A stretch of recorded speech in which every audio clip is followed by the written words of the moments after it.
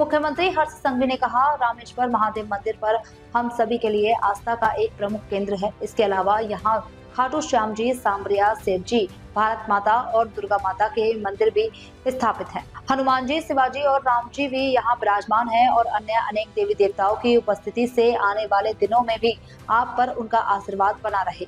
रामेश्वर महादेव मंदिर द्वारा आयोजित આપણા સૌનું આસ્થાનું ખૂબ મોટું કેન્દ્ર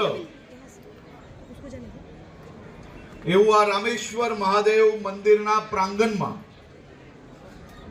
ખાટુ શ્યામજી, સાવરિયા શેઠજી, ભારત માતાનું મંદિર અને દુર્ગા માતાનું મંદિર, અને જ્યાં એક બાજુ હનુમાનજી હોય, શિવજી હોય, રામજી હોય, અને આ બધા જ ભગવાનોના આશીર્વાદ એ આપને સૌને હવે આવનારા દિવસોમાં મળવાના છે।